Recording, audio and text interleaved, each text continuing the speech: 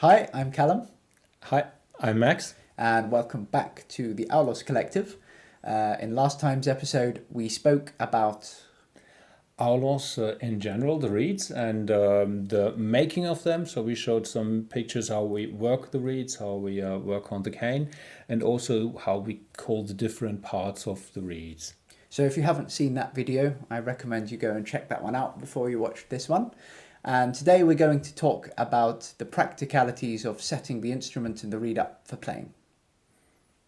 Yeah, let's start with this is a Louvre Aulos, and you will see this instrument has one joint here. So this is a reed seat that's detachable, and the reed. I will unplug the reed and take off the reed cap. It's the first setup. And you want to have a look at the reed and see if the reed is clean or if it has any dust on it or something. You want to have a look inside into the reed and check that there is nothing inside the reed which could disturb the sound. And now we come to the joints of the instrument. So you see this instrument has this joint, and there is thread around it. So in case you haven't been playing the instrument for a while, it might happen that the joint is loose. So on this one it's nicely fixed, it's okay. But if it's too loose, the reed just won't speak. In case that's happening, then you might want to unbind the thread and make it a little bit thicker. However, be careful if you want to do this, that you don't apply too much thread. You want this to be coming in nicely and not too hard. If the instrument hasn't been played for a while and you directly apply a lot of thread, then be careful that you might want to unbind a bit of the thread after, because the instrument is going to get humid and it's going to swell up, and this can put strain on the joints if there is too much thread. Same for the reed. So you want it to sit nicely in there. If it's wobbling around too much, then we're going to have the same problems as with the instrument.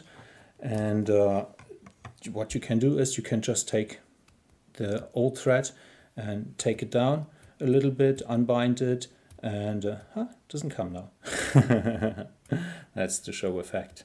Either you unbind the thread, and this is looking totally messy now. You see, this is a big...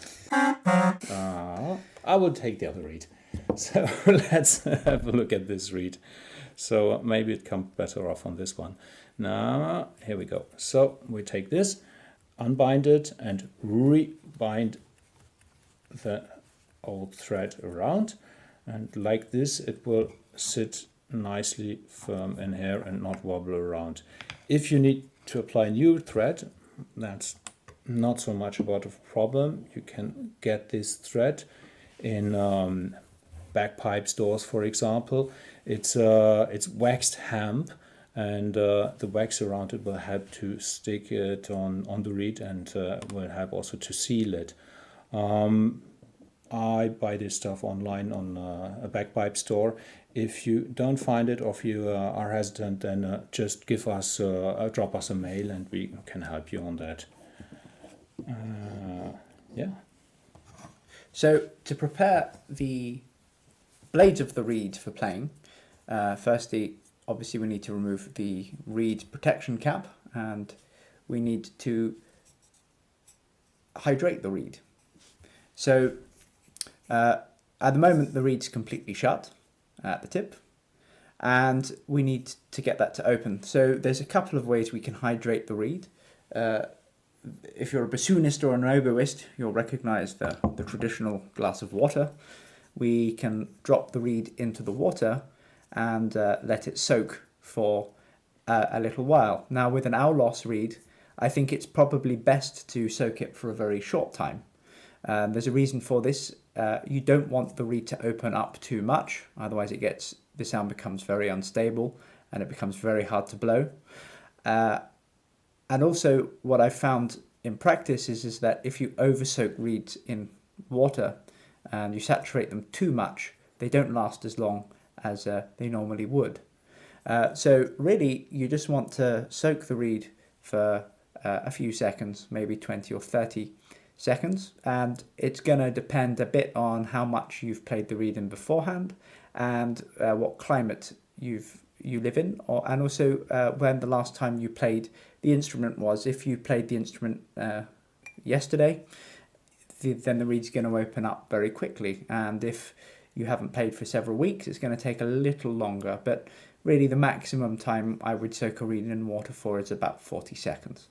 And I've soaked it here for a few seconds, and the reed is still not opened up, but that's fine because there's a lot of water on the surface, and what's happening is that water's soaking into the cane, and yeah, it will open up given time.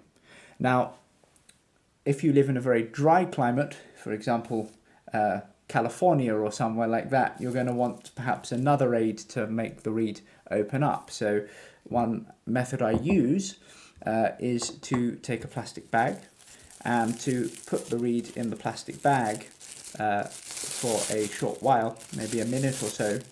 After soaking, obviously. To basically make a microclimate for the reed to become humid. And this, I find, in hot climates and very dry climates will speed up the process very quickly of opening up the reed and making it ready for playing. I have found that in my climate here, I wouldn't even use the water glass, and 20 to 30 seconds would be far too much in my climate here.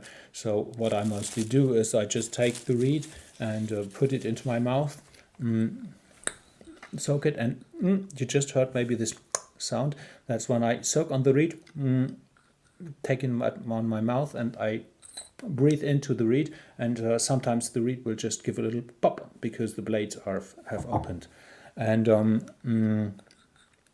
soaking it several times like this, I would just put it down and wait a few minutes and observe the reed, and then it might start to open up already. Yeah, and that has certainly been the case with my reed. My reed has now opened up nicely, and it's opened up by a fraction of a millimeter, and that's really a good time to start blowing. So I should be able to push this reed in and it should make a sound.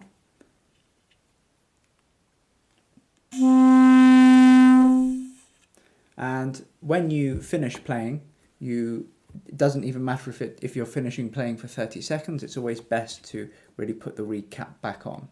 As I said before, reeds are going to open up different rates depending on certain situations. For example, the humidity, when the last time you played the instrument was, and also how new the reed is. Blowing in the reed is a topic that I think we're going to discuss in the next video and go into a bit more depths around these ideas. Blowing in the reed, also as we have two reeds, we obviously need to watch that they are nicely equilibrated. Yeah, I hope you enjoyed this video. We're looking forward to see you again in another video. If you want to subscribe to ours, maybe that's good to stay tuned for new videos, and we would be happy to see you again. Yeah, hope to see you soon. Bye-bye. Bye.